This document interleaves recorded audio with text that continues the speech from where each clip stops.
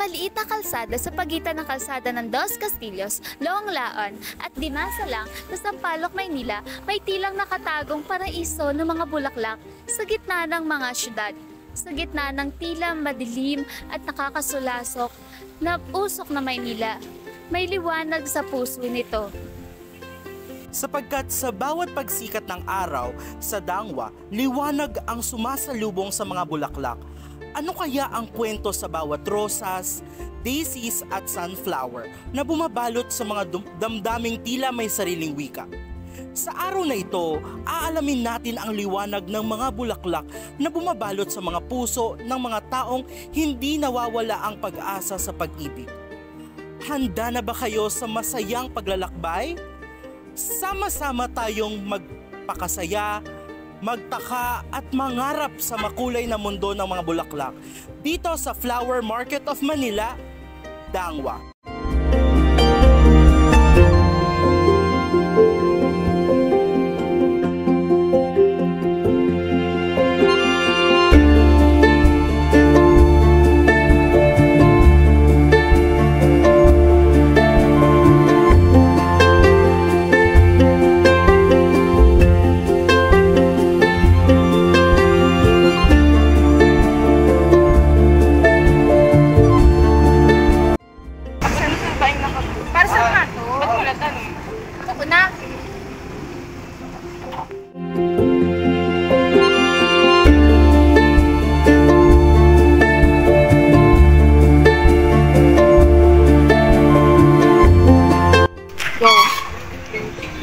It's not because I like you.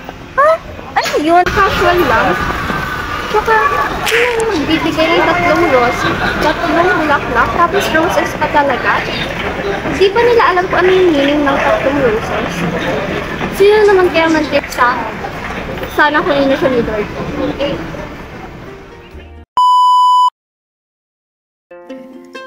Sa tuwing may okasyon kagaya ng Mother's Day, graduation, Holy Week at lalo na Valentine's Day, patok na patok ang lugar na ito sa mga tao dahil napakamura ng mga bulaklak na nakukuha rito. Ang Dangwa, kilala rin bilang Manila Flower Center o Bulaklakan ng Maynila, ay binubuo ng mga maliliit at individually owned stalls ng mga street vendors na nagbebenta ng bulaklak na halos 50 to 90% na mas mababa ang presyo kumpara sa mga karatig na lugar. Teka, paano nga ba nagsimula ang Dangwa? Ang pangalang Dangwa ay nakuha mula sa Dangwa Trangco Terminal noong 1950s. Ang mga coaches noon ang nagdadala ng mga sariwang bulaklak mula sa Baguio City at iba pang lugar sa Cordillera pababa dito sa Manila. Sa kasalukuyan, ang Dangwa ay nag-aangkat ng mga bulaklak na halos 40 million metric tons kada taon mula sa Benguet.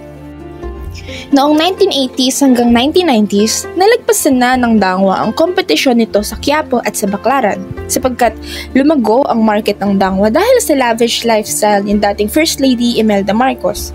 Noon, ang mga bentahan ng bulaklak na established na ay ang nagsusupply ng dekorasyon sa Malacanang Palace. Sa kasalukuyan, ang Dangwa ay mayroong mahigit kumulang 150 vendors at hindi pa kasama roon ang mga illegal sellers. Sa tanang panahon, ang rosas ay kilala bilang simbolo ng pag-ibig, passion at paghanga. Kung nais mong mag-express ng love, joy o friendship, mayroong iba't ibang kulay ng rosas ang para sa iyo. Sa lahat ng ito, nakakuha si Bianca ng pula. Nang ibig sabihin ay pag-ibig at pagkagusto. Sa ibang palagay, ang puting rosas ay nagsisimbolo ng bagong simula, pag-asa, pagkadalisay at innocence. Ang pink na rosas ay nagpapakita naman ng galak, paghanga at mainam na pag-express ng young love at friendship. Isa pang bulaklak na nakuha ni Bianca ay ang sunflower. Ang sunflower ay kilala sa tila pagsunod nito kung saan nakatirik ang araw. Ang sinisimbolo ng sunflowers ay loyalty at adoration. Sa ibang kultura, halimbawa sa China, ay nagkakahulugan nito ng mahabang buhay, sigla at swerte. Ang mga daisies naman ay nagsisimbolo ng innocence, happiness at purity. Karaniwang ginagamit ang daisy petals ng mga flower girls tuwing may kasal dahil sa meaning nito.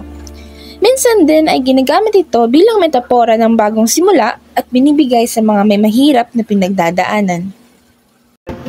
Ang mga sumisibol na bulaklak ay hindi nananatiling sariwa. Sa paglipas ng panahon, ito ay nabubulok. Isa sa pinakamalaking pagsubok na kinakaharap ng market ay ang presensya ng napakaraming seller at illegal vendors. Tanong, hindi ba't mas beneficial kapag maraming sellers? To some extent, oo. Ngunit sa laki ng kompetisyon sa Dangwa, binababaan na ng ibang vendors ang presyo ng kanilang mga benta lagpas sa price floor ng mga ito. Ang bunga, hindi lamang sila ang malulugi, ngunit pati na rin ang mga karatig na tindahan na malapit sa kanila.